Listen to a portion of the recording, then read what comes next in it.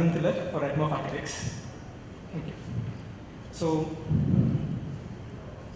yeah, every project begins with a vision, and our client ABC Group.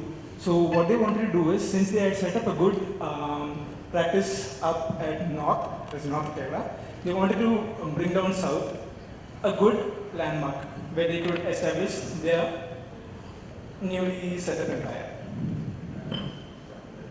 So what they wanted from us was basically a landmark to strengthen their brand value, and to do this they wanted a building that could announce their arrival in Kochi.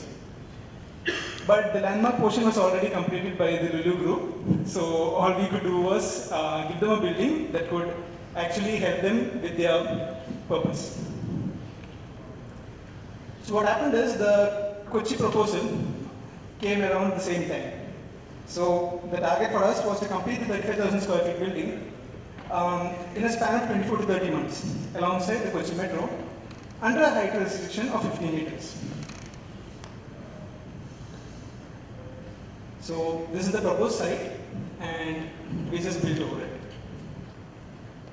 So Kochi has long-rooted relationship with the Chinese fisheries. So this was basically one of the main criteria for the concept development.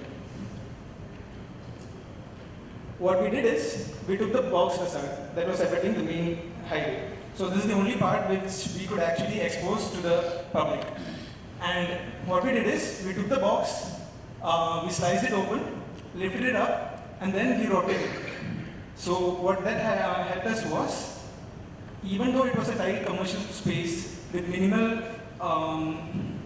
possibility for light and daylight ventilation, so the roof actually helped us to incorporate whatever little green that we could actually push into the ground. So, and these are the floor plans. So yeah, each floor was tasked with a certain purpose. So priority was given to certain brands. It's a multi-branded outlet. So what we had to do was, we had to cater to the requirements of certain particular brands according to their requirements. So the major brands were displayed alongside an interactive screen to guide the users who had specific needs. Okay? And this floor also accommodated a small rain room where the users could actually experience the showers, the rain showers, and it is sensor automated, so the moment they enter it, the rain shower starts to work. Again, the first floor, it has a small VR area, so again, it is along with sanitary fittings and surfaces. It also helps, sorry. The thing is, it is a part of the building, so the grayed out area is not our building. So whatever was there, it's an existing building, so we don't use that part. Okay? So the thing is, the two buildings that were existing on site, they were connected at the last moment. So they didn't allow us all floors. So whatever restricted area which we got, we had to work within that. Same thing repeats for the upper floor also. Okay. So in the second floor, what we try to do is, we try to incorporate an area that is specifically catering to the architects. So we had a large screen, a bigger discussion table, and automated displays where the architect or an interior designer, whoever it may be, he could come into the place and he could select his particular required finishes. And the upper floor, the third floor also catered to the same thing. We had a lot of surfaces to display. Around 13 brands were there, and we had to provide maximum display areas with them. We also had a small pocket opening towards the exterior, that is the terrace that is coming into the third floor. So whatever little space we had, we opened it to the outside. It's provided an outdoor area for your display of swimming pools and outdoor patio furniture. And the topmost floor is for the administrative wing, where the conference rooms, the MD cabins, and you had the workstations. Even that opened to a smaller outer portion, and that allowed a little bit of daylight. So the basic idea was to maintain whatever site context which we had, and a triangle that was there in the center, we tried to preserve it in each floors. One as an atrium, a lounge, a small display area, and the conference room at the end. So basically what we tried to give was an automated display system, interactive screens. We had fully functional rain rooms, motion sensors, and we tried a little bit of sustainability, but whatever we could do, we did it. So this is basically the main element, the facade that was made with CNC panels. It was custom cut. We tried to punch a few holes, some got stuck in between, so they left dents.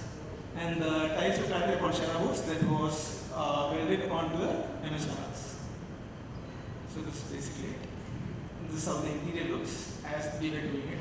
We had a few issues with the corners because these were pre-cut panels, so the edges were not actually perfect. So this is the view from the top floor.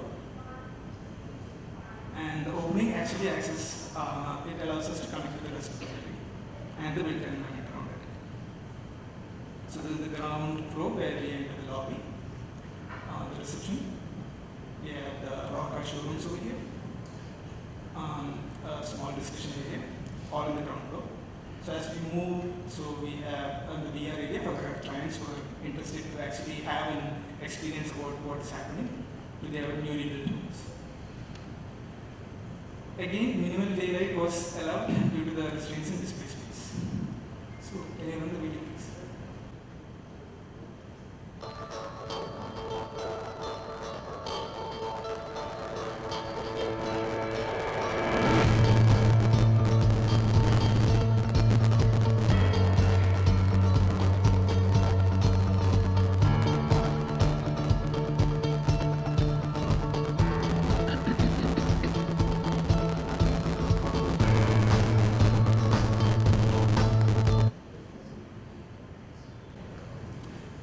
The ABC Group is actually our clients, and they have been a client for us for a long time. And what they usually sell are sanitary wares and surface finishes. So each project actually represents a certain category. So they have particular categories where it is called as ABC My Home, and we have ABC Sales Corporation, and ABC Emporio is supposed to be one of their most prestigious elements. So earlier we had done a Fold 0.1, so that was there in Kannur, and this is the second version of it, Fold 2.0. And we have done a third one. It's a really small project, but it's located in Africa, near Tanzania, and it is for the African community as well. Images of those Chinese nets, Yes. extremely romantic Okay. and very enduring. Okay. One is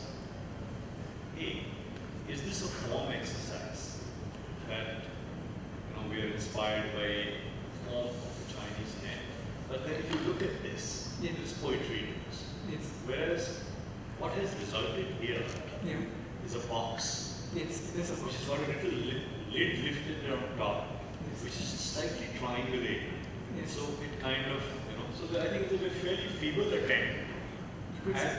at being inspired by an element which is very, very old, almost timeless, the Chinese vision. That's number one. Okay.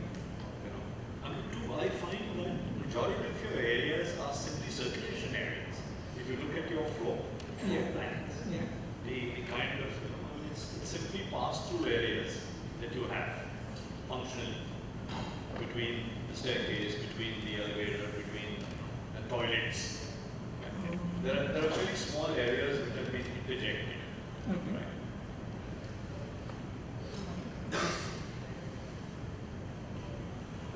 Could be specific with the areas? No. Anyway, I think what I was saying is that your space, which is actually for display, etc., Yeah.